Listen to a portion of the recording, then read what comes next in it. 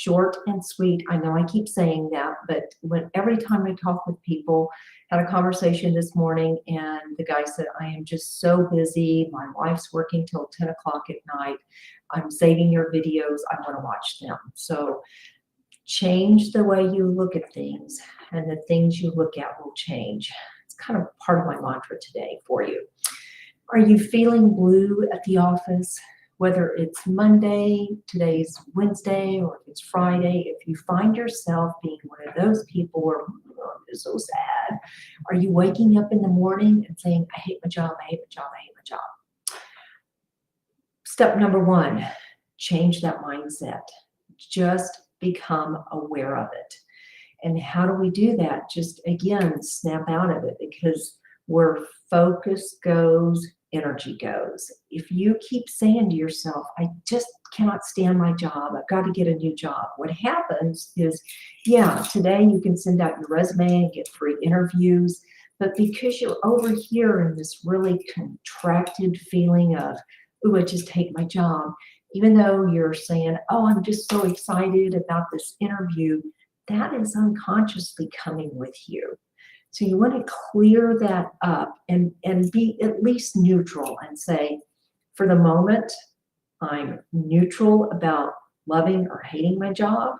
And that will help you go to an interview with a more open mind, instead of that kind of desperate, oh, I just got to get out of here feeling. Trust me, I've heard way too many stories.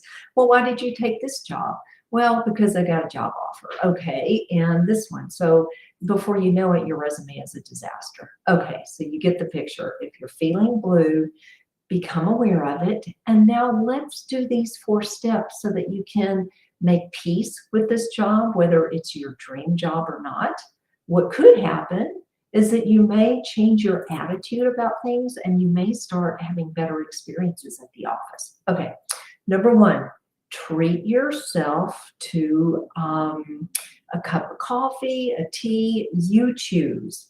But you want to treat yourself with get up from your desk, go for a walk. I work from home, so I may just crank up the stereo for 3 minutes. I may grab my leg weights and do a couple of things. You could do that at the office even. You can take your weights and have them at your desk. But do something that makes you feel like, okay, I finished this task. Your Pomodoro went off, because I'm always talking about using the Pomodoro technique. Look this up if you haven't. And put it on your extension up there, and you program it. How long do you want to work? Do you want to work for half an hour and then take a 3-minute break? Again, you choose what your sprints are like. And treat yourself when you finished one of those activities. Our nervous system is such that we've got our sympathetic nervous system. That's the fight or flight. That's the one when you're driving down the road and you're just getting all aggravated and aggressive. That's your fight or flight, sympathetic. Our parasympathetic one is the one that just, oh, it's so happy when I do my yoga. It's happy when I take a little break and I say, wow, you did it, Marianne. That's the rest and digest. And we're more in our society over here, very contracted in this in the sympathetic. So you want to keep resting and digesting and get those 2 balanced, all right? So treat yourself kindly. Just please treat yourself kindly. And if you can't, call a friend. And don't vent, but just call and break that habit of your self-talk. All right, you have the choice. We are free will human beings. Nobody is standing above you saying, think a negative thought, think a negative thought.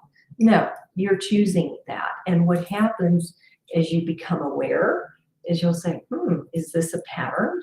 Is this, so what can I do about it? Choose how you want to be thinking. It's really rather easy. You just, again, you can decide, I'm going to cut this habit off. Decide, the act of cutting something. And by doing that, you can, again, break that pattern, and our brains and our bodies start reacting to that, because our self-talk affects our body. All right, moving right along. So we've got number one, we're going to treat ourselves nicely after each one of our, tasks or goals that we're accomplishing during the day. And then we're going to consciously be aware of, is somebody standing above me telling me to think this negative thought? Okay, all right. So self-coach yourself.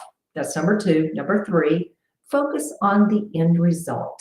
Okay, so there may not be this may not be your dream job, but focus on what your end result is. Maybe your end result is to get a better job. Great. Then do the very, very best you can here in this position, in this moment, and that will open up even more opportunities and doors for you going forward. And you're training yourself to have a better muscle to, again, be aware of what are my habits. Because if you're constantly complaining over here, guess what? You're going to take that baggage with you over there. It's just like people, hate to use this analogy, but some people who continue getting divorces, or maybe they don't even get married. Maybe they just keep going through boyfriends or girlfriends. Sometimes there's a pattern there. It's like, well, how did you pick that one? Oh, he was just more aggressive than the others. Well, has that served you well? So ask yourself, why am I, unhappy in my job now? And have there been patterns in that in the past? Maybe, maybe not. Often it is. All right, so focus on your success. Again, we're here in this position where maybe I'm part of that 80% where I just don't love my job. And how can I make it a better situation for myself and those around me, and use that as your stepping stone moving forward. All right, next we're going to become a mentor. If it doesn't matter what level you are in a position, find somebody who can benefit from your knowledge and your wisdom. Because the quickest way for us to break a pattern of saying, oh, I don't have this, I don't have that, is help someone else get what you don't have. And then that teaches you how to make that connection. And then you feel connected to the greater good. You feel connected to yourself because you did something, and helping someone else succeed. So here's a summary. How do you treat a blue day at the office? One way is to break the mood by using music. I've been through yoga retreats, and the first thing my yoga teacher says is, when you wake up in the morning, what's your energy level? What's your state? You go to any of my other coaching things, same thing. What's your state? What's your state? And how can we change that? I mix it up. Sometimes it's meditation, sometimes it's music, and I crank it up as loud as I can. So you choose, find that thing that'll just snap you out of it, and you'll get more accomplished. And lastly, as Wayne Dyer so wonderfully said, change the way you're looking at things, and the things you are looking at will change. It's so profound. And so I hope these 4 tips are beneficial to you, and see you at another time. Bye.